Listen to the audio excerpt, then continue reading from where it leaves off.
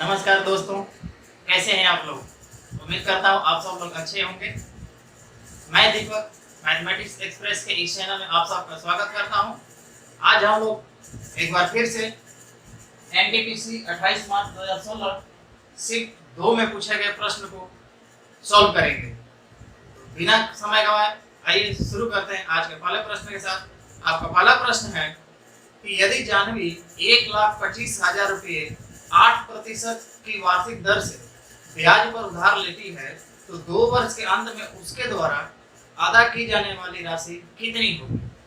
अब इस प्रश्न को ध्यान से देखिए, इसमें कहीं कुछ भी ये नहीं मेंशन है कि ये सवाल चक्रवृद्धि ब्याज के दर से लिया है या साधारण ब्याज के दर से। इसमें कहीं नहीं लिखा है कंपाउंड इंटरेस्ट या सिंपल इंटरेस्ट। देखिए, हम पहले सिंपल इंटरेस्ट से बना के देखेंगे, उसके बाद कंपाउंड इंटरेस्ट से। जिसका आंसर आ जाएगा ऑप्शन में होगा वो आंसर सही। अगर दोनों आ गया आंसर तो आपके अपने विवेक के ऊपर है, आपको जो अच्छा लगे वो आंसर टिक मार के आ सकते हैं या उसको छोड़ सकते हैं। आइए देखते हैं पहले साधारण ब्याज से। आपको पता है कि जो धन उधार दिया या लिया जाता है उसको मूलधन प्रिंसिपल बोला जाता है। रेट क्या है? 8% है। टाइम 2 इयर्स पूछा है। अमाउंट 2 साल के बाद कितने वो बैंक को चुकाएगी। ठीक है, देखिए क्या बोला था आपको कि जब भी परसेंटेज देखें आप उसको तोड़ दीजिए। तोड़िएगा, क्या होगा? 2/25 परसेंटेज तोड़ा जाता है तो नीचे वाला क्या होता है आपका? प्रिंसिपल, ऊपर वाला इंटरेस्ट। ठीक है ना। अब क्या है कि 25 प्रिंसिपल हो गया और 2 इंटरेस्ट हो गया। 1,25,000 की जो वैल्यू है किसकी है? इस 25 की चाहिए, किसकी? 2 की। मल्टीप्लाई कर देते हैं, काटेंगे। 25 5 125, 000 है, लिख देते हैं। कितना हो गया? 5 दूना 10, 3 0 और है, 3 0 लिख दिए। इतना रुपया। लेकिन ये इंटरेस्ट था जो कितने साल का था? 1 ही साल का ना, तो 2 साल का कितना हो जाएगा? तो 2 साल के लिए मल्टीप्लाई कर देंगे 2 साल से। 1 साल का इतना, 2 साल का मल्टीप्लाई कर देंगे, कितना हो जाएगा? 20,000 रुपीज हो जाएगा। ये तो इंटरेस्ट हुआ। प्रिंसिपल कितना है? 1,25,000। 1,25,000 ये, 20,000 ये, जोड़ देंगे 1,25,000 को, कितना हो जाएगा? 1,45,000। अगर हम साधारण ब्याज मान के बनाए तो। वहीं अगर इसको कंपाउंड इंटरेस्ट मान के बनाया जाए तो देखिएगा कैसे बनेगा। परसेंटेज तोड़ दिए हैं।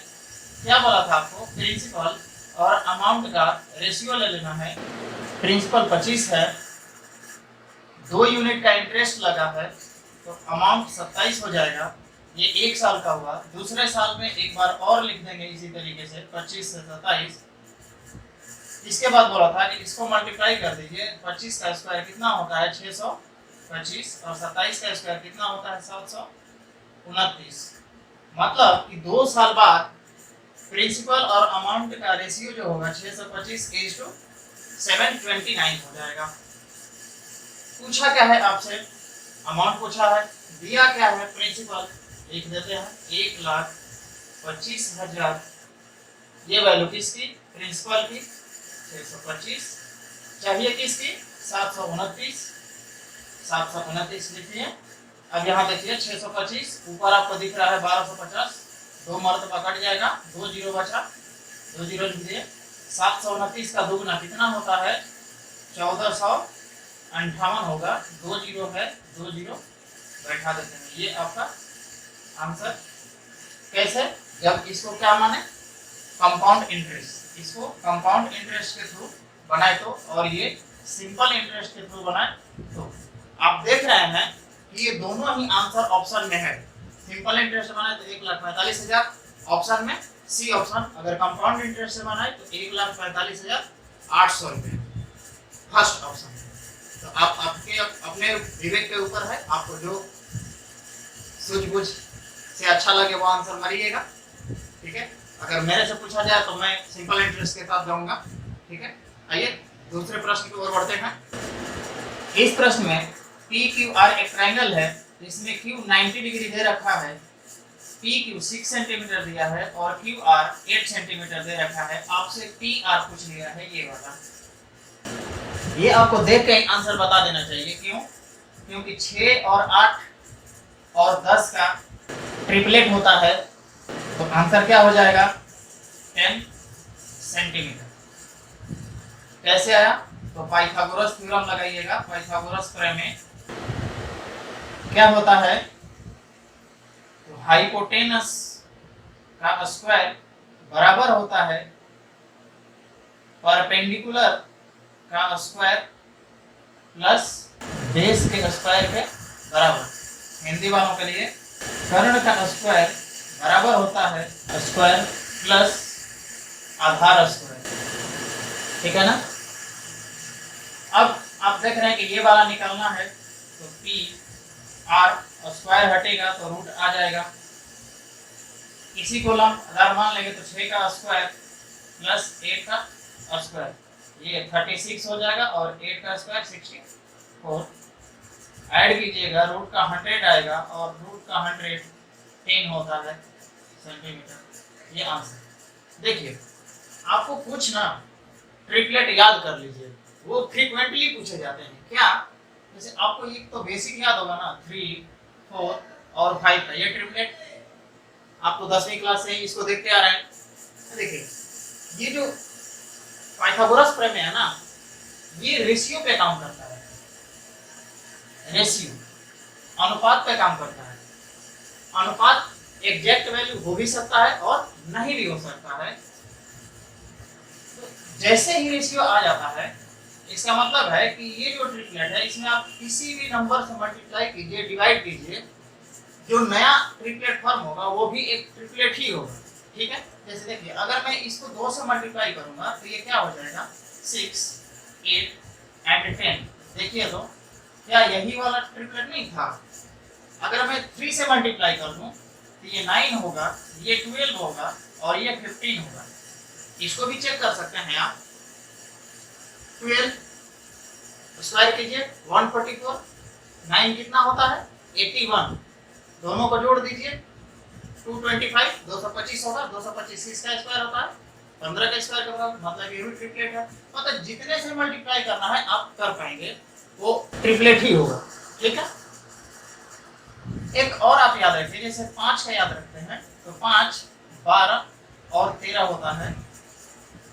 एक 9 से तो एक होता है ना ये वाला 9, 12, 15 हो गया। एक आप और याद रखिए 40 एंड 41। ठीक है? देखिए ऐसे ही सवालों को ना इसी सब ट्रिपलेट को थोड़ा थोड़ा मॉडिफाई करके पूछ लिया था। जैसे एक छोटा सा एग्जांपल मैं देता हूं कि आपको बोल देगा कि एक साइड ट्रायंगल का 4 है और दूसरा साइड ट्रायंगल का दे रखा है 4.1। ठीक है ना? और एक एंगल 90 डिग्री दे रखा है। एक कोई सा भी एंगल मान लीजिए कि बी है जो 90 डिग्री दे रखा है। ठीक है ना? आपसे तीसरा साइड पूछ लेगा। तो आप जरा ये देखिए, अगर इस तरीके का ट्रायंगल बनाया जाए, ये बी होगा, ये ए और ये सी अगर मानो, तो बी 90 डिग्री। ठीक है ना? 4.1 यहाँ पर रख देता हूँ, लिख ही देता हूँ प्रॉपर क्वेश्चन। ए सी और इसको लिख देता हूँ बी सी। आपसे पूछ क्या लेगा कि बता दीजिए ए बी क्या होगा। ठीक है ना? तो बी सी रख लीजिए यहाँ पे 4। तो आप तुरंत गुना भाग करने बैठ जाएंगे, जबकि ऐसा करना नहीं है। क्या करना है आपको? ये डेसिमल दिख रहा है ना, 10 से मल्टीप्लाई कर दीजिए यहाँ पे। तो यहाँ भी क्या करना पड़ेगा? 10 से मल्टीप्लाई। तो ये 40 हो जाएगा और ये 41। आपको पता है एक 40 एक 41 होता है, तो तीसरा साइड क्या होता है? 9। ये डायरेक्ट 9, लेकिन 9 आंसर नहीं होगा। क्यों? क्योंकि आपने क्या किया था? 10 से मल्टीप्लाई किया था ना। तो आंसर देते वक्त क्या करेंगे आप? 10 से डिवाइड कर देंगे, मतलब 0.9। ये ट्रिपलेट होगा आंसर। ठीक है? उम्मीद है आपको समझ में आया होगा। इसको थोड़ा ध्यान में रखना है। ठीक है ना? अगले प्रश्न की ओर बढ़ते हैं। अगले प्रश्न में बोला है कि sin A equal to telling the plans into cos A। देखिए इसके बराबर इसको प्रूफ करना है ना, इसमें भरना है। तो क्या कीजिए, ये जो साइन ए है, इधर साइन ए आना चाहिए, क्या करता हूँ लिख देता हूँ साइन ए। अब क्या देख रहे हैं कि जैसे साइन ए लिखे तो इसके बराबर ये हो गया, लेकिन ये एक्स्ट्रा आ रहा है ना, क्या करता हूँ इसको डिवाइड कर देता हूँ यहाँ पे। अब देखिए cos से cos ए कट जाएगा तो साइन ए के बराबर आ जाएगा। ये यहाँ पे रखेंगे तो दोनों बैलेंस हो जाएगा। आपको पता है कि साइन ए बाई cos ए किसके बराबर होता है, tan ए के बराबर, और यही आपका सही आंसर है। अगर इस तरीके से आपको नहीं समझ में आता है तो डायरेक्ट एक एक ऑप्शन उठाइए, यहाँ पर रखते जाइए और देख लीजिए साइन ए के बराबर इधर क्या आ रहा है, ठीक है ना। आइए अगले प्रश्न की ओर बढ़ते हैं। 50 व्यक्तियों के एक कार्यालय में 18 लोग अपने दाएं हाथ से लिखते हैं और 26 लोग अपने बाएं हाथ से लिखते हैं। दो अपने दोनों हाथों से लिख सकते हैं, कितने लोग ऐसे हैं जो नहीं लिख सकते हैं। देखिए यहाँ पे लिख दिया हूँ कि टोटल 50 लोग, राइट हैंड से लिखने वाले 18, लेफ्ट हैंड से 26, दोनों हाथों से लिखने वाले 2 लोग हैं। पूछा आपसे क्या है कि ना बाएं से लिखते हैं ना दाएं से लिखते हैं, उनकी संख्या बताइए। 2 तरीके के लोग हैं, दाएं बाएं। क्या करेंगे, 2 गोला बनाएंगे ऐसे। क्या बताया था आपको, दोनों गोलों का नाम लिख दीजिए। इसको राइट हैंड मान लेते हैं और इसको लेफ्ट हैंड, दाहिना और इसको बायां, ठीक है ना। इसके बाद क्या बोला आपको कि सबसे पहले ये कॉमन क्षेत्र होता है ना, कॉमन एरिया, कॉमन पार्ट, ये वाला, इसका वैल्यू आपको ढूंढना है कि ये कहाँ दिया हुआ है और यहीं से शुरुआत आपको करना है। देखिए दोनों के लिए क्या दे रखा है, 2, जो दोनों हाथों से दाएं और बाएं दोनों से लिखते हैं उनकी संख्या कितनी, 2, तो यहाँ पे 2 रख दीजिए। अब बोला है कि जो राइट हैंड से लिखने वाले हैं 18 हैं। राइट हैंड वाले कौन, ये वाला, इधर से देखिए ये चला रहा हूँ मैं, ये पूरे गोले वाला 18 लोग हैं, जिसमें से ऑलरेडी 2 यहाँ पे हैं, तो ये वाला क्षेत्र में कितने आएंगे, 16, तो घट जाएगा ना 18 में से 16। अब ये जो रेड सर्किल वाला है इधर से, ये लेफ्ट वाला, और लेफ्ट वाले कितने लोग हैं, 26, ऑलरेडी यहाँ 2 आ चुके हैं, कितने बचे, 24। समझ में आया। अब आप देख लीजिए कि राइट लेफ्ट और ये दोनों मिला के कितने लोग हो गए, तो जोड़ दीजिए 16 + 2 + 24, जोड़िए 16 4 20 20 अब 20 40 तो कितना हो गया, 42। तो 42 लोग है जो या तो दाहिने या बाएं हाथ से या दोनों हाथ से लिख पाएंगे, लेकिन लोग कितने हैं, 50 ना। क्या करेंगे, 42 को घटा देंगे, क्या आया 8, और यही आपका सही आंसर है। 8 लोग ऐसे हैं जो किसी भी हाथ से नहीं लिख पा रहे हैं। अगला प्रश्न आपका है कि 54 छात्रों की एक कक्षा में 24 छात्र दूध पीते हैं, 28 छात्र चाय पीते हैं और 8 छात्र कुछ भी नहीं पीते हैं। मालूम करें कि कितने छात्र दूध व चाय दोनों पीते हैं। देखिए यहाँ पे मैं लिख रखा हूँ कि टोटल स्टूडेंट की संख्या दे रखा है 54, मिल्क पीने वाले 24, टी 28, जो कुछ नहीं पीते हैं उनकी संख्या 8 है। पूछा आपसे है कि वो संख्या बताइए जो दोनों पीते हैं। क्या बोला था मैं आपको, जैसे आपको इस तरीके का दिखे वेन डायग्राम, आप जैसे इधर गोला बनाए थे ना, ऐसे ही 2 गोले यहाँ पे बना दीजिए, क्योंकि 2 ही की बात की जा रही है, मिल्क और टी, दूध और चाय की। इसको मिल्क लिख देता हूँ और इसको टी चाय मान लेते हैं, ठीक है। मिल्क वालों की संख्या कितनी है, 24 बच्चे दूध पी रहे हैं, चाय कितने, 28। अब आप देख रहे हैं कि 8 जो ऐसे हैं जो कुछ भी नहीं पी रहे हैं, जो 8 कुछ भी नहीं पी रहे हैं, तो इनका कुछ काम है क्या इसमें, इनकी तो गिनती ही नहीं होगी ना। जब इनकी गिनती नहीं होगी तो क्या करेंगे, इस 8 को टोटल संख्या में से हटा लेंगे, हटा देंगे, कितना आएगा घटा दीजिए, तो 46। मतलब 46 स्टूडेंट ऐसे हैं जो या तो मिल्क या टी पीते ही पीते हैं या दोनों पीते हैं। अब देखिए यहाँ पे कि 24 मिल्क है, 28 चाय है, दोनों को अगर जोड़ते हैं तो देखिए क्या आएगा, 24 + 28 कितना होगा, 24, 24 दूना 48 और 4 और बचा ना 52 हो गए। इसका मतलब क्या है कि ये जो लिखा हमने इसमें से कुछ लोग ऐसे हैं जो मिल्क और टी दोनों पीते हैं, यहाँ पे आ जाएगा ना, क्योंकि हमारे पास तो 46 लोग ही है ना, 46 बच्चे ही हैं जो कुछ ना कुछ पीते हैं। और यहाँ पे क्या आ गया 52। इसका मतलब क्या है कि कुछ बच्चे ऐसे हैं जो रिपीट कर रहे हैं, मतलब दोनों पी रहे हैं। ठीक है, तो ऐसे बच्चे कितने हैं?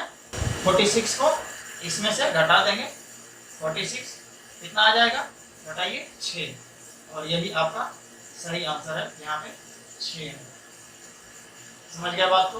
अगर इसी प्रश्न में आपसे ये पूछ लिया जाता कि ऐसे संख्या बताएं जो सिर्फ और सिर्फ मिल्क पीते हो, दूध पीते हो, तो क्या करते हैं? 6 आपको मिल गया ना, अब तो 6 घटा दीजिए 24 में से, कितना हो जाएगा? 18 हो जाएगा। अगर ये पूछ लिया जाता कि चाय पीने वाले की संख्या सिर्फ बताइए जो सिर्फ और सिर्फ चाय ही पी रहे हैं, 6 यहाँ, टोटल 28, माइनस कर दीजिए 22। मतलब आपको 3 प्रश्न पूछा जा सकता था।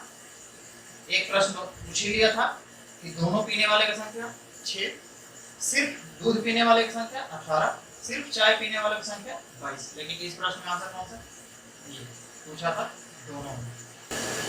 अगला प्रश्न है आपका कि एक साइकिल चालक 8 किलोमीटर की दूरी 15 किलोमीटर प्रति घंटे की चाल से तथा 4 किलोमीटर 20 किलोमीटर प्रति घंटे की चाल से चलाता है, तो उसकी औसत चाल कितनी होगी? देखिए, इसको मैं लिख रखा हूँ यहाँ पे, 8 किलोमीटर की जो दूरी है वो 15 किलोमीटर प्रति घंटे के हिसाब से जा रहा है, और 4 किलोमीटर की दूरी जो है 20 किलोमीटर प्रति घंटे के रफ्तार से जा रहा है। आपसे क्या पूछा है? एवरेज स्पीड, औसत चाल पूछा है। देखिए, इसको सॉल्व करने के 2 फार्मूला आपको याद रखना है। एक तो स्पीड चाल, डिस्टेंस दूरी बटा में टाइम समय, और औसत चाल क्या होता है कि total distance travelled by total time taken, मतलब कि जितने वो दूरी तय की गई होती है वो उसका सम, और वो दूरी कितने समय में तय की गई है वो समय यहाँ पे लिखना होता है। क्या करेंगे? देखेंगे कि टोटल डिस्टेंस अपना क्या है। तो यह 8 किलोमीटर जा रहा है और 4 किलोमीटर जा रहा है, टोटल कितना डिस्टेंस जा रहा है? तो 12 किलोमीटर जोड़ देंगे, टोटल 12 किलोमीटर हो गया ना। अब क्या चाहिए? टोटल टाइम, मतलब कि 15 किलोमीटर के स्पीड से जो जा रहा है 8 किलोमीटर दूरी, कितना समय लिया होगा? तो यहाँ से समय बराबर आ सकता है ना, समय को इधर ले जाएंगे, स्पीड को इधर लाएंगे, तो डिस्टेंस बाई स्पीड हो जाएगा, तो टाइम आ जाएगा ये वाला। तो डिस्टेंस 8 है, 15 स्पीड है, क्या लिख देंगे? 8 बटे में 15, जोड़ेंगे अभी समय, ये भी समय लगा है ना। डिस्टेंस अपन में स्पीड क्या देता है? टाइम। 4 अपन में क्या है? 20। अब इसको सॉल्व करेंगे, सॉल्व कीजिए। ये ऊपर 12 होगा, नीचे एलसीएम लीजिए, 15 और 20 का एलसीएम कितना होता है? 60। 15 4 टाइम्स है 60, 4 और 8 32, प्लस 20 3 बार में जाएगा, 3 4 12, ये नीचे एक साथ, और आगे बढ़ाते हैं, ये 12 हो जाएगा ना, ये 60 सबसे ऊपर चला जाएगा, और ये जोड़ के क्या आ जाएगा? 44। काटते हैं जरा इसको, 4 से काटेंगे, 3 टाइम्स में 4, 11 टाइम्स में नहीं कटेगा, तो 180 बटे में 11, क्या ये आवर है ना? सॉरी, आवर नहीं, एवरेज स्पीड पूछा है ना। इसका मतलब क्या है? ये डिस्टेंस जो हमने लिखा था किलोमीटर में, और स्पीड भी था किलोमीटर पर आवर में। इसका मतलब क्या है? स्पीड क्या है? Kilometre per hour. ये आंसर। तो डेसिमल में इसको बदल लेंगे, 11 से डिवाइड कीजिए, कितने बार में जाएगा? एक बार में। कितना बचा? 7। 7 पर 0 आएगा, 70 हो गया, कितने बार में जाएगा? 6 बार में 66, 4 बचा, डेसिमल 40 हो जाएगा, 3 बार में जाएगा, फिर से 6 टाइम्स, इतना एप्रोक्स किलोमीटर पर और आंसर हो जाएगा। अगला प्रश्न पढ़ता हूं मैं। एक मिठाई बनाने में आपको 5 कप दूध और 3 कप चीनी की आवश्यकता होती है। यदि आपको 25 कप दूध दिया जाए तो मिठाई बनाने के लिए कितनी चीनी की आवश्यकता होगी ताकि सारा दूध उपयोग किया जा सके? 5 कप दूध है, उसमें 3 कप चीनी जरूरत पड़ती है। 1 कप दूध में कितने चीनी? 3 बटे 5, टोटल 25 कप दूध है आपके पास, तो 3 बटे 5 गुना में 25, 5 पंचम 25, कितना हो जाएगा? 5 दिया 15 कप चाहिए आपको चीनी। चीनी कम है, चीनी कम है, क्या कम है? पर्याप्त है, ठीक है, ज्यादा हो जाएगा। ये सही आंसर है, ठीक है। अगला प्रश्न देखते हैं। बोला है कि जैक एक पोशाक को 14 से 40 रुपए में बेचता है और 20% लाभ कमाता है, पोशाक का क्रय मूल्य कितना होगा? ये भी आसानी है, देखिए एक पोशाक है, क्या बोला कि 1440 रुपए में वो बेच देता है। मान लीजिए आप कि 100 रुपया का सामान खरीदा होगा और 20% का लाभ कमाया है, तो ये सामान बेचा कितने में होगा? तो बोलेंगे आप 120 में।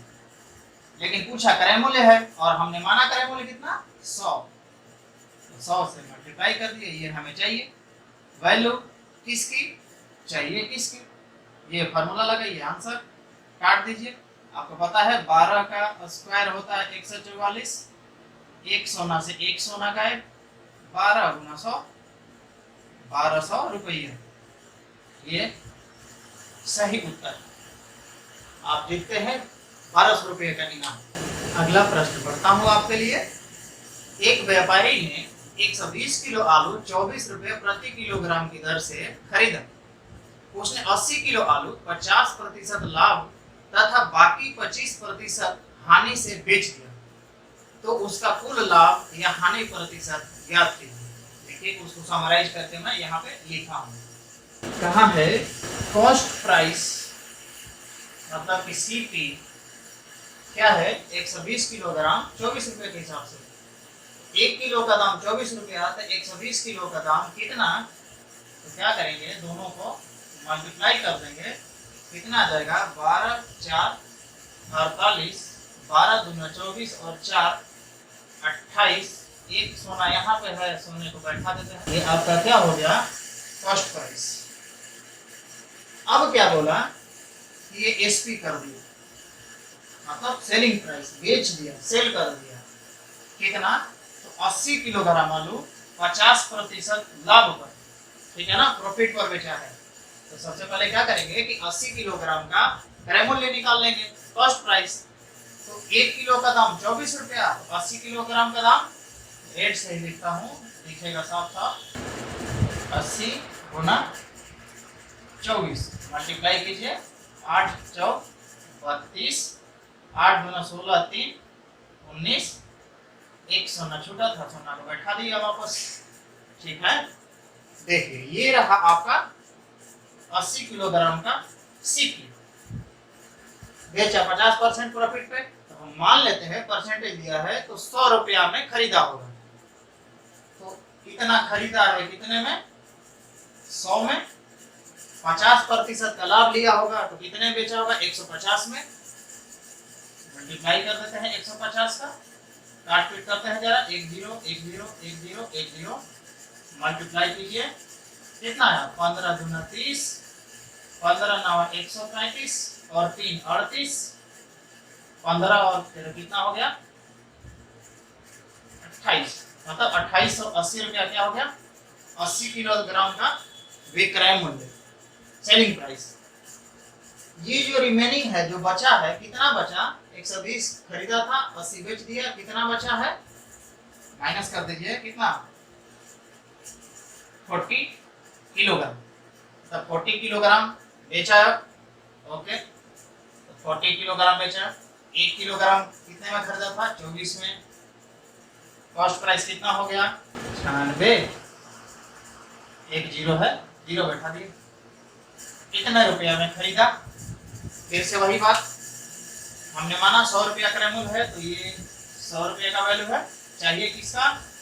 अब की बार क्या किया है? 25% के हानि पर बेचा है। हानि पर बेचा इसका मतलब क्या? कि 100 रुपया का सामान वो 75 में ही बेच दिया ना। तो 25 4 बार में कट जाएगा, 25 3 बार से 4 से काटेंगे 240, कितना हो गया? ये 24 दिया 72, जीरो। तो इतना और इतने का दोनों को मिला देंगे तो वो क्या हो गया? Selling price. लेकिन जोड़ने से कोई फायदा नहीं है, क्यों? क्योंकि हमें तो निकालना था प्रॉफिट या लॉस परसेंट ना। तो आप देख रहे हैं कि 120 किलोग्राम का कॉस्ट प्राइस 2880 है और हमने बेच ही दिया है 80 किलोग्राम 2880 में, तो जो एक्स्ट्रा पार्ट ये आया वो अपना लाभ है ना, तो यही लाभ है। तो इसको कैसे करेंगे, अलग से लिखता हूँ, 720 का हमें लाभ हुआ है, कितने पर हुआ है, तो कॉस्ट प्राइस 2880, और परसेंटेज निकालने के लिए 100 से मल्टीप्लाई, काटते हैं जरा, कितने बार में कटेगा, 4 बार में कट जाएगा, है ना, 4 दूना 8, 4 7 28, अब ये 4 से 25 बार में, मतलब 25% का क्या होगा, प्रॉफिट, लाभ कमाना है, ठीक है ना। देख लीजिए, स्क्रीनशॉट ले लीजिए। भाई जरा इसको देखते हैं ये कैसे होगा। इसमें x का वैल्यू पूछा है, तो 3x और ये जोड़ देंगे, कितना होगा 3.04x इक्वल टू 0.608, ठीक है। x किसके बराबर हो जाएगा, 0.608 बटे में 3.04। अब देखिए, ये डेसिमल हटाएंगे तो ऊपर क्या आ जाएगा, डेसिमल के बदले 1, डेसिमल के बाद जितने डिजिट हैं वो उतने 0 हो जाएंगे। ये डेसिमल हटाएंगे, इसके बदले में नीचे 1 और 3 डिजिट लास्ट में है तो 3 0।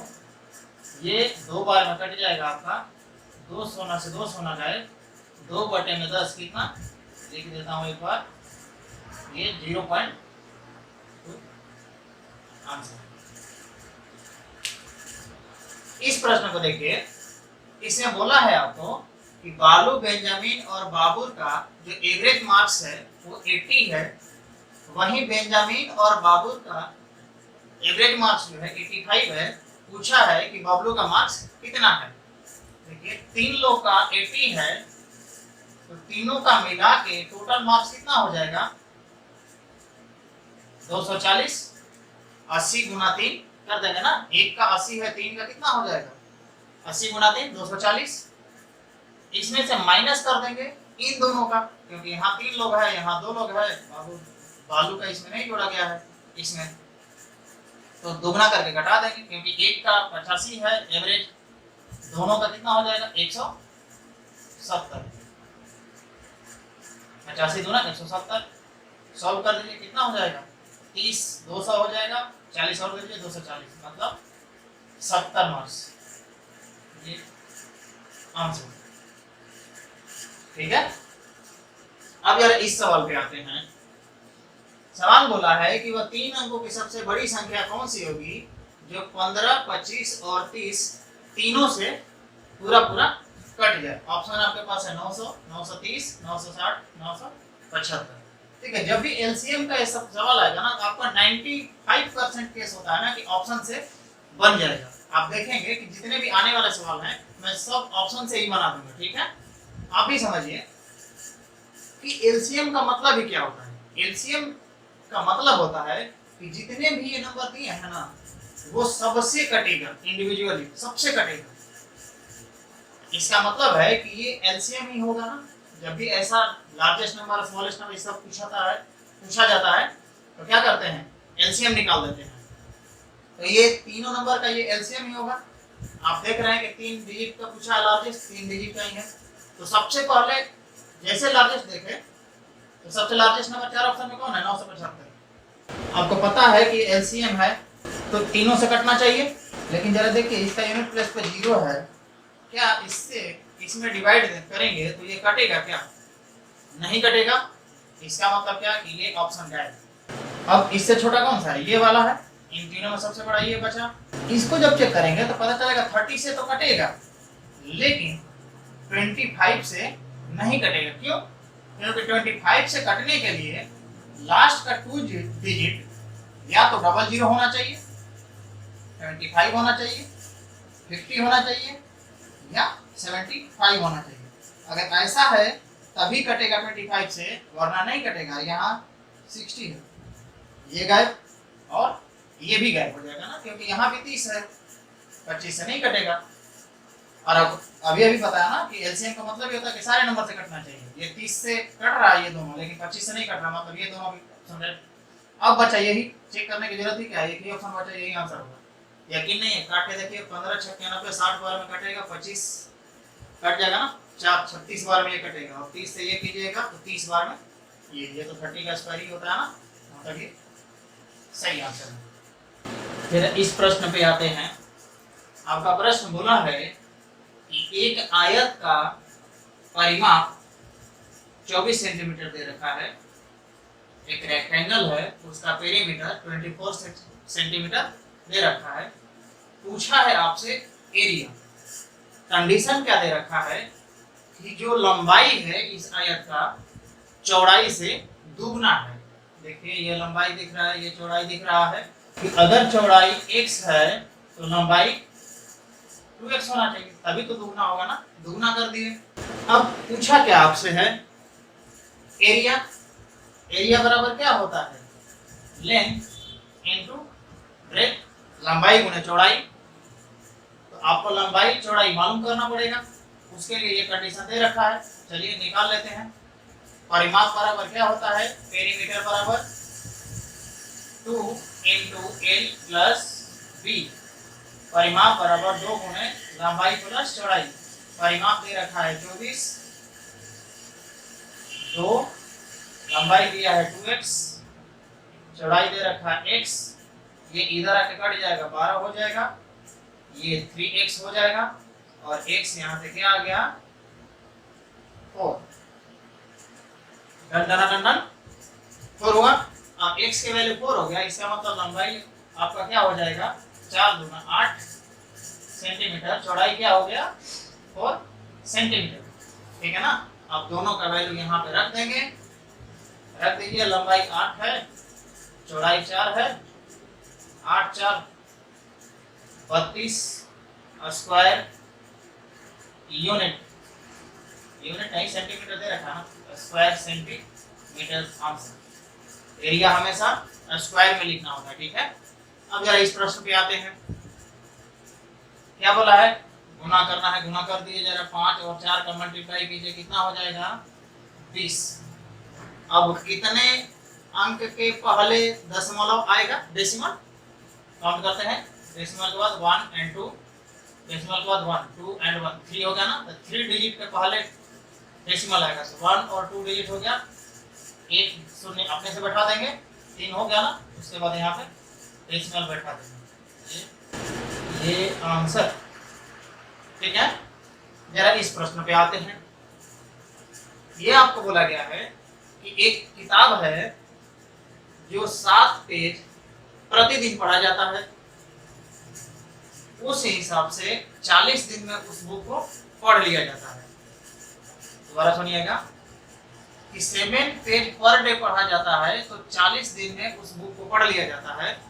आपसे पूछा गया है कि अगर उस बुक को 8 ही दिन में पढ़ जाना है, 40 दिन में नहीं पढ़ना है, 8 ही दिन में आपको पढ़ जाना है, तो बताइए कि उसको एक दिन में कितना पेज पढ़ना होगा। तो जब आपको ये बताना है कि पर डे कितना पेज पढ़ना है, तो आप क्या करेंगे, सबसे पहले आपको पेज निकालना पड़ेगा। और टोटल पेज आएगा कहाँ से, यहाँ से। 7 पेज पढ़ता है एक दिन में, 40 दिन में कितना पढ़ेगा, तो 280 पेज, ठीक है ना। 280 पेज टोटल आपके पास हो गया ना। इसको पढ़ने के लिए कितना दिन, 8 दिन रख दीजिए, काट दीजिए। 8 दिया 24, 4 शेष बचा, 0 आ गया 40, 8 पंचे 40, मतलब यहाँ लिख देता हूँ सीधा सीधा, ये 35 पेज पर डे पढ़ेगा तो बुक खत्म हो जाएगा 8 दिन में। ये प्रश्न 20 ट्रिलियन मोदी साहब ला दिया ना, मोदी बाबा। बहुत लोग कंफ्यूजन में है कि क्या होता है, ये कितना होता है। देखिए सिंपल सा बात याद रखिए कि 1 मिलियन बराबर होता है 10 लाख, 1 बिलियन बराबर होता है 100, 1 ट्रिलियन बराबर होता है 1 लाख करोड़। 1 लाख में कितना सोना, 5 सोना, इतना लाख करोड़। ये तीनों आप याद रखेंगे। देखिए मिलियन, बिलियन और ट्रिलियन ये सब इंटरनेशनल होता है, इंटरनेशनल मेजरमेंट है। और लाख करोड़ आदम कदम पढ़ते हैं हम लोग ना, वो इंडियन मेजरमेंट है। ठीक है। इंडिया वाले फॉरेन का भाषा नहीं समझ पाते हैं और फॉरेन वाले इंडिया का नहीं समझ पाते हैं, मजबूरी हमारी भी है, इंटरनेशनल यूज करना पड़ता है। आइए प्रश्न पे आते हैं। 100 मिलियन पूछा है, आपको अभी बताया कि 1 मिलियन 10 लाख के बराबर है, तो 100 मिलियन 100 से इधर मल्टीप्लाई कर दीजिएगा ना, इधर भी 100 से मल्टीप्लाई होगा, कितना हो गया 1000 लाख। ठीक है। अब आपको पता है कि 100 लाख बराबर होता है कितना, 1 करोड़। ये तो इंडियन है, ये तो पता होना चाहिए ना, 100 लाख में 1 करोड़ होता है ना, तो 1000 लाख किसके बराबर होगा, डिवाइड कर देते हैं, 2 जीरो से 2 जीरो कट जाएगा, कितना हो जाएगा 10 बचा ना, मतलब 10 करोड़। यही आपका सही आंसर है। ठीक है, यूनिट जरा याद रखिएगा, 1 million 10 lakh, 1 million 100 crore, 1 trillion 1 lakh crore, और 100 लाख इंडियन 1 करोड़। यहाँ कंफ्यूज नहीं करना है, ये जो 1 लाख है ना, वो यूनिट के पीछे नहीं भागना है। कुछ लोग समझ जाता है 1 लाख करोड़ डॉलर, डॉलर नहीं होता है ये। जैसे मान लीजिएगा पेड़ पौधा, तो 1 ट्रिलियन पेड़ पौधा का मतलब होता है कि 1 लाख करोड़ पेड़ पौधा। ठीक है, इसको रुपया और डॉलर अकाउंट में गड़बड़ नहीं कर लेना। ठीक है, यूनिट को हटा के सोचना है ये। ठीक है, ये प्रश्न जरा देखिएगा, ये बोला है कि कितने समय में एक मूलधन 87 से 50 रुपया 8% पर एनम के दर से साधारण ब्याज मूलधन का 6/25 हो जाए। बोला है कि 87 से 50 रुपया कुल धन है, उस पे रेट कितना लग रहा है, 8% वार्षिक ब्याज लग रहा है, पर एनम लग रहा है। बोला है कि वो साधारण ब्याज सिंपल इंटरेस्ट क्या हो जा रहा है, 6/25 मूलधन का, मतलब इस धन का। ठीक है, हमें क्या मालूम करना है, समय, कितने टाइम में ऐसा हो जाएगा। देखिए जैसे परसेंटेज दिखा, मैं क्या बोला था आपको, परसेंटेज को तोड़ दीजिए, तोड़िएगा 8% किसके बराबर होता है, 2/25। और बताया था इसमें ऊपर नीचे क्या क्या होता है, तो ये होता है प्रिंसिपल मूलधन, और ये क्या होता है इंटरेस्ट। इस केस में ऐसा ही है, सिंपल इंटरेस्ट है ना। अब देखिए यहाँ पे क्या बोला है, 25 ना मूलधन का, मतलब नीचे वाला क्या है मूलधन है, और ऊपर वाला क्या है एसआई सिंपल इंटरेस्ट। यहाँ भी प्रिंसिपल सेम ही है, यहाँ पे भी सेम ही है, मतलब बेस सेम है अपना। ठीक है, मतलब मूलधन इसका भी और इसका भी सेम है।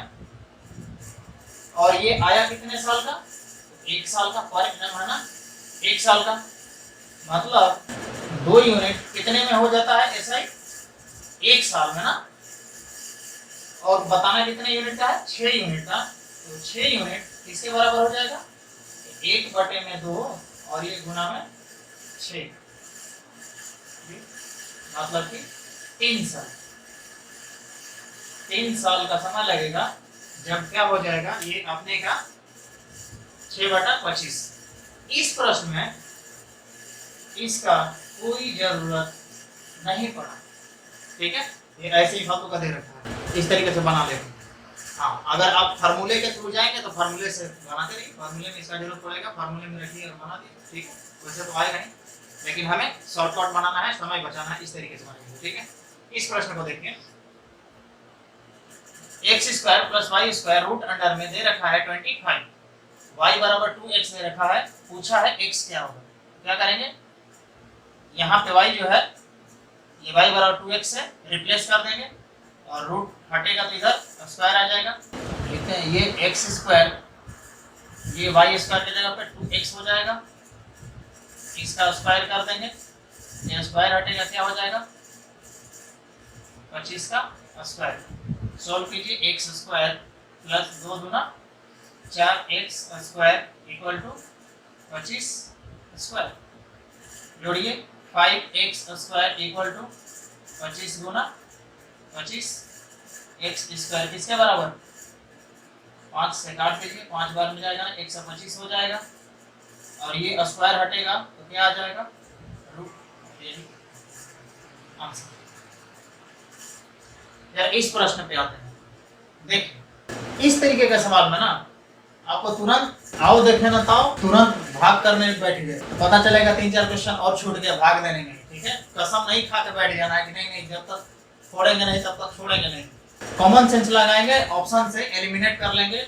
जितना समय आप डिवाइड करने में लगेगा उससे बहुत ही कम समय में आप ऑप्शन एलिमिनेट कर लीजिए। देखिए कैसे सवाल क्या बोला कि एक कार का दाम आपसे पूछा है और आपको दे रखा है कि 109 कार का दाम कितना है, इतना। मतलब कि एक कार का दाम ये वाला सब चारों में से कोई एक है ना, तो अगर हम एक कार के दाम में 109 से गुना कर देंगे तो हमें ये मिलना चाहिए। बात आ रही है समझ में? तो हम क्या करेंगे, यहां से यहां डिवाइड ना करके मल्टीप्लाई करेंगे एक में 109 से। ठीक है, तो देखिए एक में यहाँ जरा इस ऑप्शन को देखिए और इस ऑप्शन को देखिए, बी और डी को। यहाँ यूनिट प्लेस पे 0 है, यहाँ यूनिट प्लेस पे 0। अब कभी भी 0 का मल्टीप्लाई ये 9 का यूनिट प्लेस से होगा तो यहाँ पे 1 आएगा क्या? कभी नहीं आएगा। इसका मतलब क्या है कि ये बी और डी ऑप्शन तो ऐसे ही चला गया ना, बाकी का ऑप्शन बचा ए और सी। इसमें भी ए नहीं होगा, क्यों?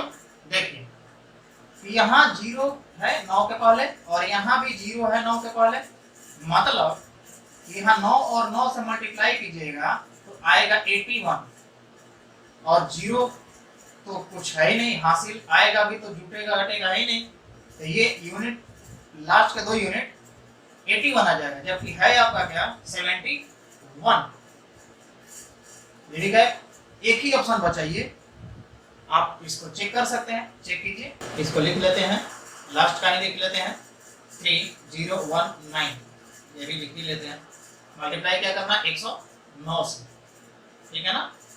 9 9 जब 81, 1 आया 8, 9 कम 9 8 17, ये 0 है 9 से 0 1 आ गया। ठीक है, ये इधर आते जाएगा, 0 से मल्टीप्लाई करेंगे तो 0 0 0 0 ऐसे आता जाएगा। 1 से करेंगे तो ये 9, ये 1 और ये 0 इस तरीके से आता जाएगा। लास्ट में देखिए 1 आ गया, ये 7 और ये 0, फिर समथिंग ऐसे आता जाएगा। देखिए 0 7 1 लास्ट में है, 0 7 1 लास्ट में है ना, इसका मतलब क्या है, ये ऑप्शन आपका सही है। ठीक है, थोड़ा कॉमन सेंस लगाएंगे और इस तरीके से सवाल को बनाएंगे। ठीक है, इस प्रश्न में आपको a is to b दे रखा है, b is to c दे रखा है और a is to c पूछा है। जब भी इस तरीके का सवाल आता है ना, आप ऐसे बनाइएगा, ऊपर आप लिख दीजिएगा a, b और c, उसके बाद जो अनुपात दे रखा है उसको वैसे ही लिख दीजिएगा। जैसे a b का अनुपात कितना है 2 5 है ना, तो a के नीचे 2 लिख दीजिए और b के नीचे 5 लिख दीजिए। उसके बाद क्या दे रखा है b और c ना, 3:4 दे रखा है, तो यहाँ पे लिख दीजिए b के नीचे 3 और c के नीचे 4, 3:4 हो गया। अब आपको क्या करना है कि जहां जहां यहाँ खाली दिख रहा है, यहाँ खाली दिख रहा है, जहां जहां खाली दिख रहा है ना, पड़ोसी को रख देना है। जैसे यहाँ पड़ोसी इसका 5 है ना, तो ये वाला यहाँ लिख देंगे ऐसे। यहाँ खाली दिख रहा है तो इसका पड़ोसी इधर वाला यहाँ लिख देंगे। अब क्या करेंगे, ऊपर नीचे मल्टीप्लाई कर देंगे, 2 तिया 6, 5 तिया 15, 5 और 20।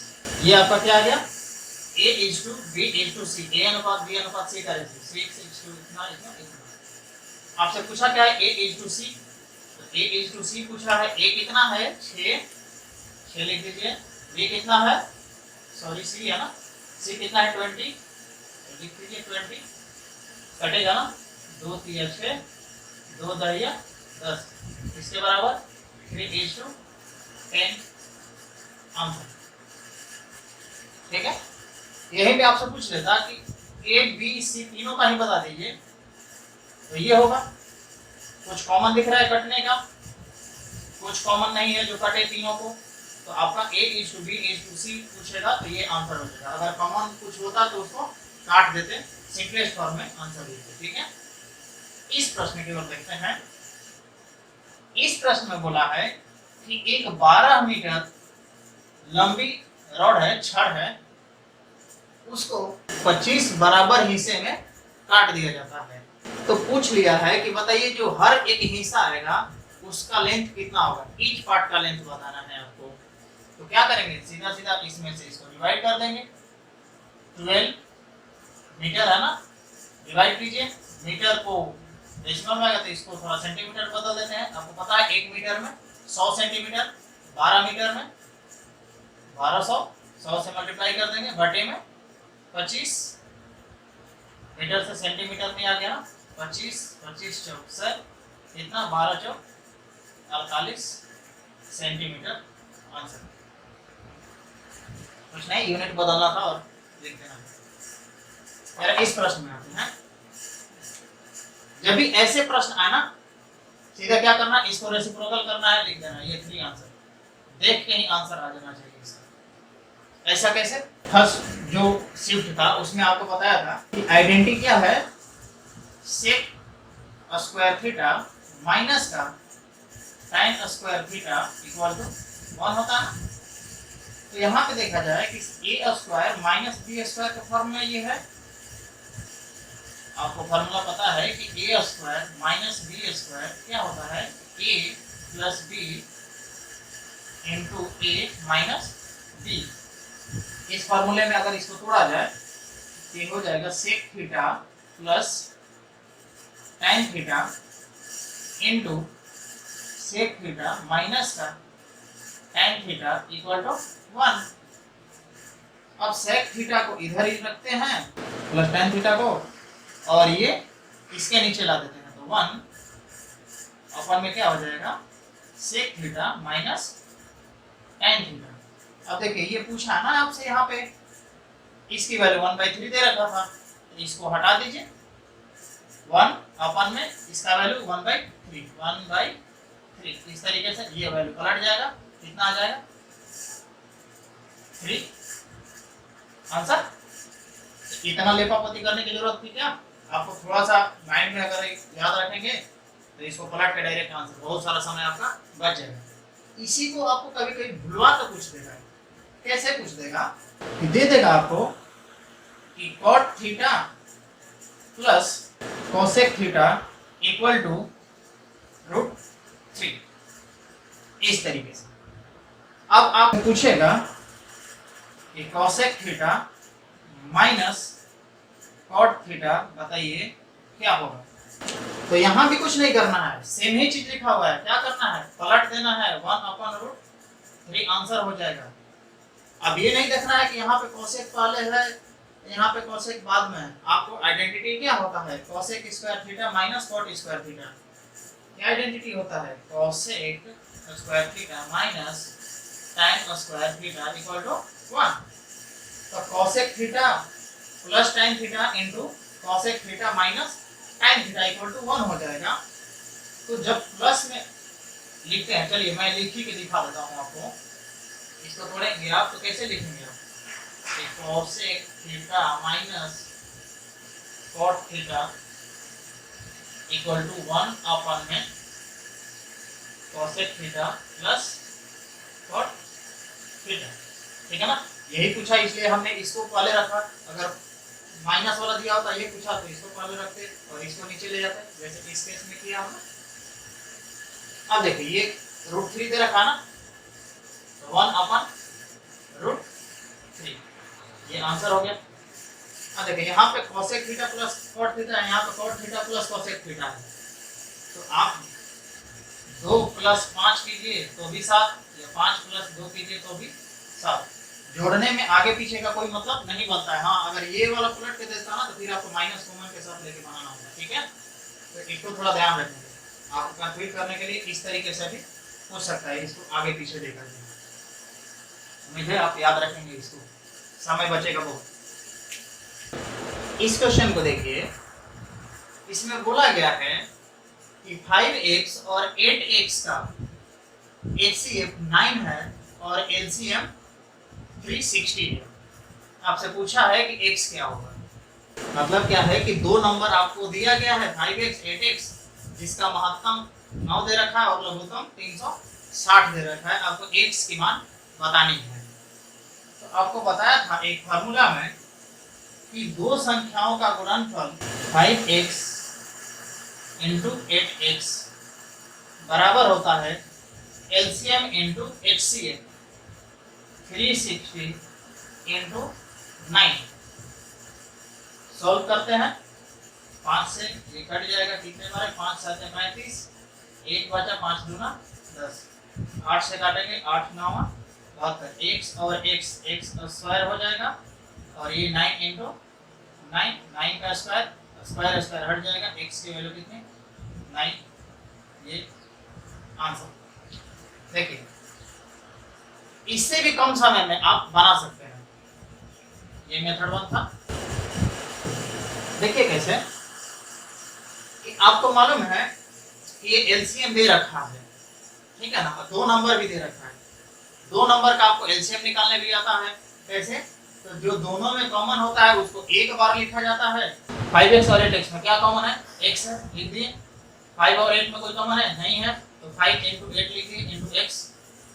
ये एलसीएम हो गया और एलसीएम कितना दे रखा है 360। तो 5 8 कितना होता है 40, 40 9 टाइम्स हो गया ना 360। ये आंसर आप देख के भी निकाल सकते थे। ये 5x और 8x एलसीएम कितना होगा 40x बराबर 360। 40 से 360 9 बार में कट जाएगा, x का वैल्यू कितना 9 आंसर। ठीक है, इस प्रश्न को देखिए।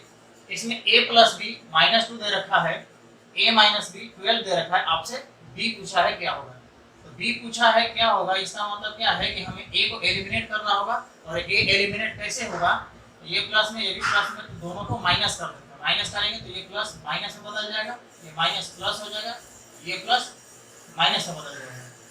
ये प्लस का ये माइनस कट जाएगा, ये प्लस ये भी प्लस 2b हो जाएगा।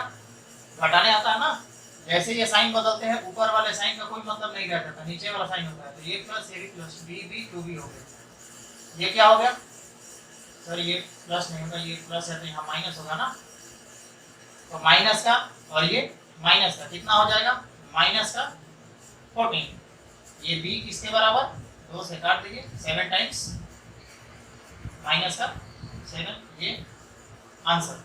अगर इसी में आपको a की वैल्यू पूछ लेता तो क्या करते, जोड़ देते तो क्या होता b माइनस का एक और एक प्लस का कट जाता ना दोनों, तो a बराबर कितना हो जाता 10, a बराबर कितना हो जाता 5। ठीक है, अब इस प्रश्न को देखते हैं। इसने बोला है सवाल, आप पढ़ लीजिए, स्क्रीन पे आ रहा है सवाल एक बार। इसने बोला है कि जो दुकानदार है वो घड़ी 3850 रुपए में खरीदता है। कॉस्ट प्राइस उसका क्या है, कुछ का 3850 रुपए। वो दाम बढ़ा के लिख देता है कितना 4750, 4750 रुपीज। इस घड़ी पे 12% का छूट देके वो सामान बेच देता है। आपसे पूछा है कि लाभ कितना हुआ। आपको सीपी पता है, एमआरपी दे गया है, 12% का छूट है ना 12% का। इसके निकाल दीजिए 4750। ये वैल्यू किसकी 100 की। मान लेंगे कि ये घड़ी कितने की है, वो बेचने के लिए कितने में रखा है 100 रुपये में, और बेचा कितने में है 12% का छूट दिया है, मतलब 100 का सामान कितने में दे दिया है 88 में। काटते हैं जरा, 4 से काटेंगे तो ये कितना हो जाएगा 25 बार में कटेगा ना, और ये 4 से काटेंगे तो कितना 22 बार में। अब इससे काटते हैं जरा, 25 एकम 25, 25 एकम 25, यहाँ हुआ 22 बचा ना, 22 बचा, 5 आ गया तो 225 हो गया। 225 कितने बार में 25 से 9 टाइम्स, और एक जीरो है तो एक जीरो बैठा देते हैं ना। कितना हो गया 19 दूना 38, 19 दूना 38 और 3 हासिल कितना 41। एक शून्य है, एक शून्य बैठा देते हैं। मतलब इतने में वो सामान को बेच दिया। खरीदा कितने में था 3850 में। जाहिर सी बात है लाभ हुआ ना 3850। घटा दीजिए कितना, ये 30 और ये कितने रुपये का क्या हुआ लाभ हुआ। यही आपका आंसर। ठीक है, जब भी इस तरीके का प्रश्न है ना, आप एक बार ऐसे चार्ट बना लीजिए। पहले कुछ में खरीदा होगा, उस पर कुछ पैसा रख के, परसेंटेज रख के एमआरपी फिक्स किया होगा, फिर उस पर छूट दिया होगा, बेच दिया सामान। लाभ हानि के लिए सीपी एसपी, जितने में बेचा जितने में खरीदा देख लीजिए। अधिक में बेचा तो फायदा होगा, कम में बेचा होगा तो घाटा होगा। यहाँ से यहाँ तक निकालिए प्रॉफिट या लॉस। ठीक है, ये प्रश्न देखिए, प्रश्न ऊपर है, आप पूरा पढ़ लीजिए। क्या बोला है कि 4 प्रेक्षण जिसका मान क्या है 17.5, एक नया प्रेक्षण जिसका मान क्या है 20, इसमें क्या कर दिया जाता है, मिला दिया जाता है। तो बताना है कि इसके शामिल होने के बाद जो नया माध्य बना वो कितना होगा, समझे? तो क्या करेंगे, ये माध्य आप लोग को समझ में आता है क्या होता है, माध्य मतलब क्या होता है, एवरेज, ठीक है, मतलब औसत, मीन जिसको बोलते हैं ना, तो सबका मतलब एक ही होता है। 4 का माध्य कितना है, इतना, तो चारों का इकट्ठा कितना होगा, प्रत्येक का 17.5 है, टोटल 4 लोग हैं, मल्टीप्लाई किए 17 चौका 68, हाफ का 4 गुना 2 होता है 68 2 70, ठीक है। बोला है कि नया प्रेक्षण ऐड कर दिया गया, जोड़ दीजिए दोनों को, इन दोनों को जोड़िए, कितना हो गया 90। पहले 4 थे, एक और मिल गया, कितने लोग हैं, 5 लोग हो गया ना, तो 5 से क्या कर दीजिए, डिवाइड कर दीजिए 18, मतलब नया माध्य क्या होगा 18 आंसर। तो देखिए इतना पापड़ बेलने की जरूरत नहीं है, इससे भी आसान से आप बना सकते हैं। देखिए कैसे, थोड़ा सोचिएगा, थोड़ा ध्यान दीजिएगा। क्या बोला है कि 17.5 यहाँ पे माध्य है, ठीक, मान लिया, नया प्रेक्षण 20 में, तो अगर ये इसमें शामिल होगा तो 17.5 मान के इसका भी 17.5 एक दे देते हैं इसमें, तो इसके पास कितना बचा 2.5। देखिए कि 4 का औसत 17.5 है और इसको भी शामिल करेंगे तो औसत हम अभी मान लेते हैं कि 17.5 ही है, इसमें 17.5 निकाल लिए, माध्य में डाल दिए, अभी भी 2.5 बचा ना, ये 2.5 जो बचा वो किसमें बटेगा, 5 लोगों में बटेगा ना, तभी तो औसत का मतलब क्या होता है, प्रत्येक इक्वल हिस्से में बांटना ना, तो 2.5 को 5 बराबर हिस्से में बांट दीजिए, कितना हो गया 0.5, तो 0.5 ये आया, सब में बांटिएगा तो ये कितने का हो जाएगा 17.5 और 0.5 कितना 18, ये आंसर। इतना गुना भाग ये सब करने की जरूरत नहीं है, आप मुंह जबानी ओरली इसको बना सकते हैं। इस प्रश्न को आप पढ़ लीजिए, उसको मैं समराइज करके यहाँ पे लिख दिया हूँ। बिल्ली के लिए बी लिखा हूँ, कुत्ते के लिए के, तोते के लिए टी लिखा हूँ, ठीक है ना, मतलब 3 लोग है, दिख रहा होगा आपको कि वेन डायग्राम का सवाल है। जैसे वेन डायग्राम दिखा आपको क्या करना है, 3 चीज है तो 3 सर्कल बना लीजिए ना, ऐसे बिल्ली कुत्ता तोता, नाम दे देते हैं बिल्ली कुत्ता तोता, बिल्ली 14, कुत्ता 10, तोता 5। ग्राफ बनाने के बाद क्या बोला था मैं आपको कि वो हिस्सा ढूंढना है आपको जो सब में कॉमन हो। तो आपको दिख रहा है कि ये वाला जो एरिया है सब में कॉमन है, ये कॉमन एरिया मतलब क्या कि बी भी है, के भी है, टी भी है, बिल्ली कुत्ता तोता तीनों है। और क्वेश्चन में बिल्ली कुत्ता तोता की संख्या 0 दे रखा है, मतलब बोला है कि तीनों किसी के पास ऐसा नहीं है जो तीनों को हो, ठीक है, मतलब इसकी संख्या क्या हो गई 0। इस स्टेप के बाद क्या करना है कि अब वो कॉमन एरिया ढूंढना है जो 2-2 का हो। 3 कॉमन एरिया खत्म, अब 2-2 एरिया का, तो वो कौन सा एरिया दिख रहा है आपको, बिल्ली कुत्ते का ये वाला एरिया, ये ठीक है, ये वाला बिल्ली और तोते का ये वाला एरिया, तोते और कुत्ते का ये वाला एरिया, ठीक है ना। तो देखिए यहाँ पे बिल्ली और कुत्ता कितना है 4, बिल्ली और कुत्ता 4, जिसमें से यहाँ पे 0 है तो यहाँ पे क्या आएगा 4, कुत्ता और तोता 1 है, कुत्ता तोता यहाँ पे ऑलरेडी 0 है तो यहाँ पे कितना 1 का 1 ही होगा, तोता और बिल्ली 3 है, तोता बिल्ली 3, 0 है, यहाँ पे कोई फर्क नहीं पड़ेगा, 3 ही रहेगा यहाँ पे। उम्मीद है इतना समझ में आया होगा। आप सिंगल वाले को देख लेते हैं। सिंगल वाले में देखिए बिल्ली कितना 14, जिसमें से ये वाला सर्किल इसका है, इसमें से 3 0 4 ऑलरेडी है, मतलब 4 3 7, तीनों को जोड़ देंगे 7 आएगा, 14 है, मतलब यहाँ बचा 7। इस तरह यहाँ 10 है, इस सर्कल में कितना अब तक हो गया है? 5, 4 1 5, 5 यहाँ बचेगा, 3 1 4 इस सर्कल में ऑलरेडी है, टोटल 5 है, इसमें कितना आया होगा? 1। क्या पूछा आपसे कि ऐसे कितने लोग हैं जिनके पास ना तो बिल्ली है, ना कुत्ता है, ना तोता है? तो पहले ये देख लेते हैं कि टोटल के पास कितने लोग के पास है। जोड़ दीजिए, 7 3 10, 4 14, 1 15, 15 5 20 और 1 21, मतलब टोटल 21 लोग के पास कुछ ना कुछ है। टोटल कितने लोग हैं? 26 लोग हैं। घटा दीजिए 5, मतलब 5 लोग ऐसे हैं जिनके पास ना कुत्ता है, ना बिल्ली है, ना तोता है। अगर नहीं समझ में आया होगा तो दोबारा से बैक करके देखिए, समझ में आएगा। इस प्रश्न को देखिए,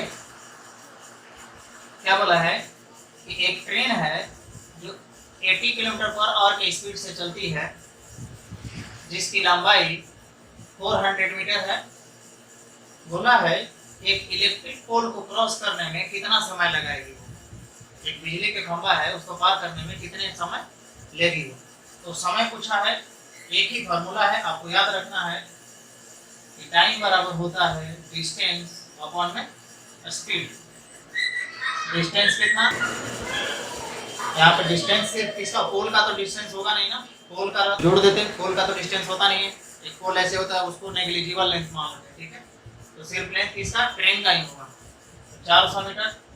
उसके बाद स्पीड किसका कितना दिया है? 80। लेकिन यहाँ पे जरा आपको ध्यान देना है। क्या ध्यान देना है आपको? कि यहाँ यूनिट दे रखा है किलोमीटर/आवर और यहाँ यूनिट दे रखा है मीटर दे रखा है ना। तो आप या तो इसको किलोमीटर में बदल दीजिए या इसको मीटर/सेकंड में कर लीजिए। इसको आसानी बना लेते हैं उसको। इतना किलोमीटर को मीटर/सेकंड में बदलने के लिए क्या करते हैं? 5/18 से मल्टीप्लाई कर देते हैं ना। बड़े में से छोटा जाने के लिए छोटे से मल्टीप्लाई करते हैं। तो ये देखिए 8 5 40, 400 और 400 कट जाएगा ना, और ये पलट के क्या हो जाएगा? ऊपर चला जाएगा। Second answer. अब जरा इस प्रश्न को पढ़िएगा। क्या दे रखा है कि टोटल 1200 स्टूडेंट हैं। पूछा आपसे है कि कार से कितने विद्यार्थी स्कूल जाते हैं। तो ये जो टोटल विद्यार्थी है कितने का? 360 डिग्री का। चाहिए क्या आपको? 150 डिग्री वाला, क्योंकि यही कार है। 150 यहाँ पे 1 0 से 1 0 काट दीजिए। 12 से 3 बार में जाएगा, 3 5 6 15, यहाँ से 100, यहाँ से 5, कितना आ गया? 500 स्टूडेंट। मतलब 500 ऐसे स्टूडेंट्स हैं जो कार से स्कूल जाते हैं।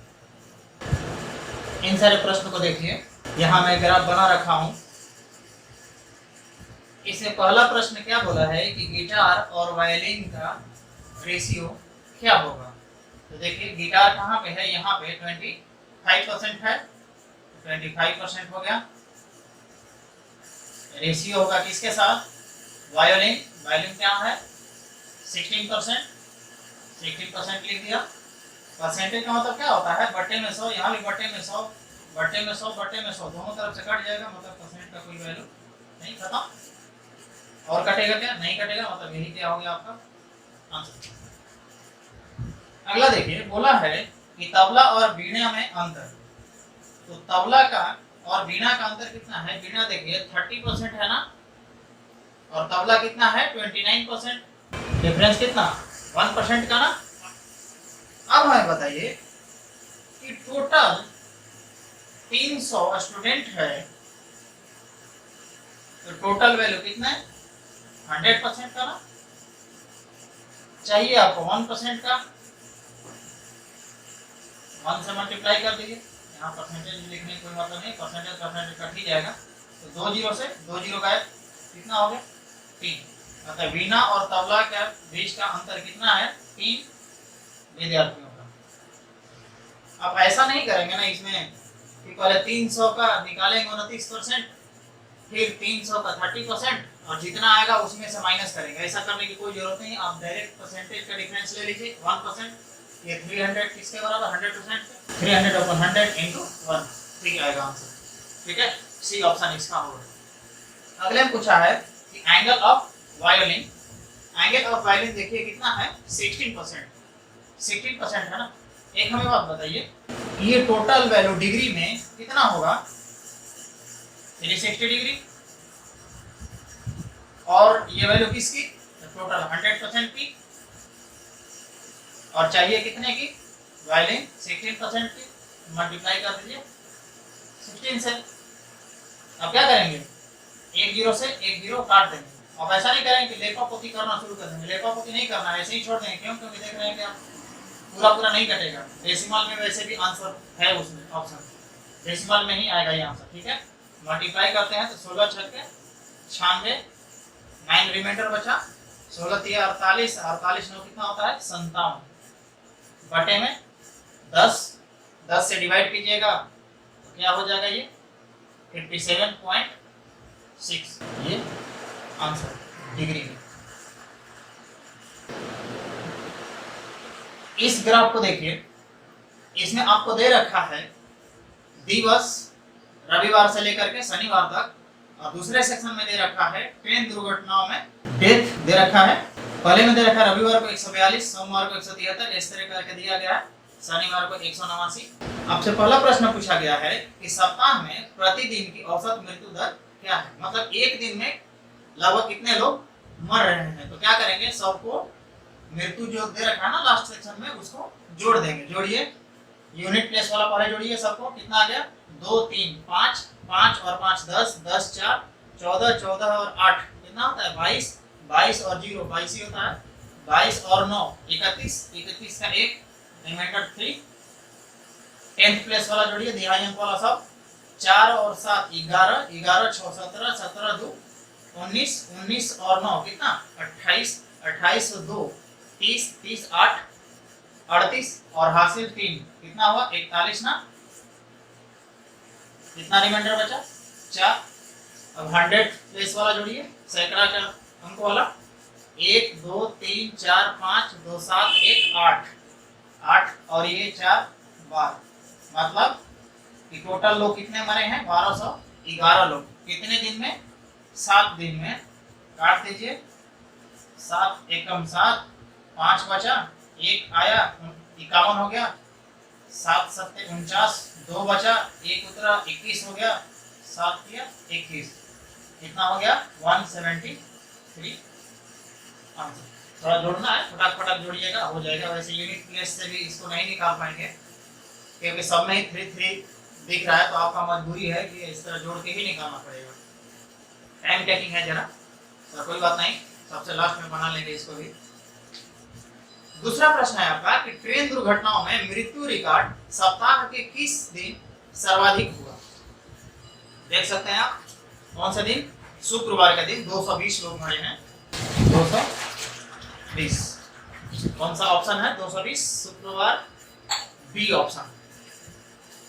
थर्ड प्रश्न है कि जिस दिन सर्वाधिक मृत्यु हुई और जिस दिन न्यूनतम मृत्यु हुई उसके बीच में कितना अंतर है। तो देखिए सर्वाधिक ऑलरेडी निकाल चुके हैं ना 220, न्यूनतम देख लीजिए, न्यूनतम 142 124, हाँ 124 है बुधवार के दिन 124, डिफरेंस कर लीजिए कितना होगा, ये सॉरी 4 हो जाएगा, ये 1 2 ये 9 इधर से कट जाएगा, मतलब 96 आंसर आएगा। अब ये ग्राफ देखिए, एक तरफ दिया है वर्ष का अंतराल 90 से 95, 96 से 2000, 1 से 2005, 6 से 10, 11 से 2015। 3 तरीके का मॉडल का आंकड़ा दे रखा है, घड़ियों का होगा। प्रश्न पूछा है कि इनमें से कौन निश्चित रूप से गलत है। पहला ऑप्शन पढ़िए, लगता है कि कंपनी को मॉडल 2 से परेशानियां हैं। जरा मॉडल 2 के बारे में देखते हैं। देखिए पहले 41,000, फिर 35,000, फिर 32, फिर 21, फिर 16। हाँ देखिए लगातार घटते जा रहा है ना, इसका मतलब क्या है कि परेशानी होगी। बी ऑप्शन है कि लगता है कि कंपनी मॉडल 1 की बिक्री पर अधिक ध्यान दे रही है। जरा मॉडल 1 देखते हैं, 19,000 से शुरू होता है, 27, 42, 68,000, फिर 91,600, मतलब ये लगातार बढ़ रहा है। जरा मॉडल 3 भी देखते हैं, उधर भी बढ़ रहा है, मॉडल 2 में तो अभी देखिए घट रहा है, मतलब ये सही है ना, मॉडल 1 तो बढ़ता ही जा रहा है। सही बात है, ध्यान दे रहा है तभी तो बढ़ रहा है ना, ये भी सही है। सी ऑप्शन देखते हैं, मॉडल 1 की तुलना में मॉडल 3 की वृद्धि की दर ऊंची है। जरा मॉडल 1 और मॉडल 3 का देखते हैं। मॉडल 1 में मतलब 19,000 पहले था, 91,600 हो गया। मॉडल 3 में 6,500 लगभग था और 10,000 हो गया। तो वृद्धि दर किसकी है अधिक? मॉडल 1 की ना, तो ये तो गलत हो गई। मॉडल 1 की कैसे? आप देख पा रहे हैं कि पहले 19,000 था, उसके बाद 91,600 हो गया, मतलब 19 पंचे 95, मतलब 5 गुना रेट से लगभग बढ़ गया। जबकि मॉडल 3 में 6,412 है, वो 10,000, मतलब 6 गुना 12 भी करते हैं, मतलब कि 12,000 भी नहीं हुआ, 2 गुना भी नहीं हो पाया। जबकि पहले मॉडल में 5 गुना के लगभग हो गया है। इसका मतलब है कि मॉडल 1 का वृद्धि दर अधिक है मॉडल 3 से, मतलब ये गलत है। इसमें दे रखा है 3 की वृद्धि दर, ये सी ऑप्शन गलत है और यही ऑप्शन सही माना जाएगा। लेकिन डी ऑप्शन भी पढ़ लेते हैं कि कंपनी की कुल बिक्री में मॉडल 1 की बिक्री का हिस्सा बढ़ता ही जा रहा है। तो सही बात है, कंपनी 1 का बिक्री का हिस्सा बढ़ता ही जा रहा है, सही बात है, बढ़ रहा है, मतलब डी भी सही बात कहा गया है। लेकिन गलत कौन सा है? निश्चित रूप से सी ऑप्शन। देखिएगा कुछ बुक में इसका आंसर गलत भी दिया हुआ है, जैसे आप लोग रुक्मणी ये सब बुक रखे होंगे तो उसमें ऑप्शन शायद बी दे रखा होगा उसमें, ठीक है, तो वो आंसर आप सुधार लीजिएगा।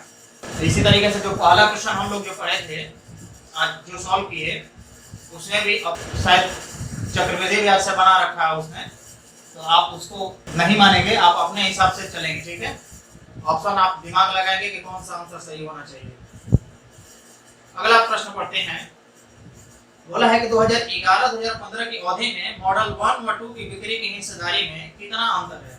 अच्छा देखिए 2011-15 में मॉडल 1 और मॉडल 2, मॉडल 1 में कितना है 91,600 और मॉडल 2 में कितना है 2011-15 में 16,400, 16,400। इसमें अंतर कितना है? घटा लीजिए, ये 200 हो गया और यहाँ से कितना 75, मतलब 75,200 की बिक्री में अंतर है मॉडल 1 और मॉडल 2 में। क्या बोला है कि हिस्सेदारी में कितना अंतर है, और ऑप्शन देख रहे हैं कि आप परसेंटेज में है, आंकड़ों में नहीं है, ये नंबर्स में नहीं है, परसेंटेज में। परसेंटेज के लिए आप पहले देखिएगा कि 2011-15 का सेशन है, उसमें कितने बिक्री हुआ है, तो जोड़ दीजिए 91,600 फर्स्ट मॉडल का, सेकंड मॉडल का 16,400 और थर्ड मॉडल का 10,025। इसको जोड़िए कितना आ गया, ये 25 हो जाएगा, ये 6 4 10, 6 1 7 1 8 हो जाएगा, 9 10 1 11, मतलब 11,000 सॉरी 1,18,025 इतना बिक्री हुआ ना, मतलब इतने हिस्से में से इतना हिस्सा इनका अंतर है। परसेंटेज के लिए 75,200 वैल्यू किसकी, ये इतने में से निकलना है ना। परसेंटेज के लिए 100 से मल्टीप्लाई करते हैं, काटते हैं जरा, देखिए 25 से काटूं, ध्यान से देखिएगा, 25 चौक 100 होता है ना, 18 बचा, 0 बचा 180, 25 से कितने बार में जाएगा 7 बार में जाएगा, 175, 5 शेष बचा, 2 उतर गया 52, 52 हो गया, 52 25 से 2 बार में जाएगा, 2 शेष बचेगा, 25 हो गया, 5 उतरने से 25 एक बार में चला जाएगा, ऊपर भी 25 से काटिए, 25 75, 2 नहीं जाएगा, 0 0 उतरेगा, 20 हुआ, फिर भी नहीं जाएगा, 0 2 20 हो गया, 0 उतर गया, 200 हो गया, कितना हो गया 25 8 200। अब कटेगा क्या, अब डायरेक्ट लिख देते हैं 3008 डबल 0 मल्टीप्लाई करके लिखिएगा 4721, कितना आया ना। देखिए अब भाग कैसे दीजिएगा, तो अप्रोच देखिए यहाँ पे 6 चौक 24, 6 7 42 4, देखिए 6 बार में कट जाएगा, लगभग 6 बार में जाएगा, ठीक है ना। टोटल आपको डिवाइड करने की जरूरत नहीं पड़ती है, इस ऐसे क्वेश्चन में टोटल आपको डिवाइड करने के नहीं बैठने लगना है, ठीक है। ऑप्शन आप देख लीजिए कि आप 6 जैसे आया ना, आप ऑप्शन देखिए बी ऑप्शन जो है एक ही में 6 से शुरुआत हो रहा है, बाकी सब एक में 77 है, एक में 13 से है, एक में 8 से शुरुआत है, एक ही ऑप्शन डी है, मतलब 63.7% यही आंसर हो सकता है, बाकी दूसरा कोई ऑप्शन नहीं। पूरा सॉल्व करने की जरूरत नहीं है आपको, ये आंसर सही है। अगर चेक करना है तो आप डिवाइड करके चेक कर लीजिएगा। अगला प्रश्न है कि किस अवधि में कार की कुल बिक्री 1 लाख से अधिक रही। चलिए देखते हैं किस अवधि में। तो क्लियर दिख रहा है कि 2011-15 में सबसे लास्ट वाले साल में पहले ही मॉडल में 91,000 है, दूसरे में 16,000 है, दोनों को जोड़ दे रहा है तो 1 लाख से अधिक हो जा रहा है। तीसरा मॉडल को जोड़ेगा तो बहुत अधिक हो जाएगा। मतलब क्या होगा सेशन इसका 2011 से 15 का सेशन होगा जिसमें 1 लाख से अधिक की बिक्री हुई है। तो ये रहा आज का पेपर। फिर अगले दिन मिलेंगे एक और नए पेपर के साथ जो 28 मार्च का ही होगा, लेकिन शिफ्ट 3 का रहेगा। इस तरीके से बनाते रहिए, पढ़ते रहिए। अगर कोई भी क्वेरी होती है, आपको कोई भी डाउट है, तो आप एनी टाइम बेझिझक आप हमें इंस्टाग्राम पर पूछ सकते हैं। लिंक डिस्क्रिप्शन में दे रखा है और नीचे आ भी रहा है, आप देख लीजिए। IM_Deepak_12 सर्च कीजिएगा, मेरा आएगा। वहां पे आप कभी भी पूछ सकते हैं। तब तक खुश रहिए, पढ़ते रहिए। जय हिंद, जय रानी।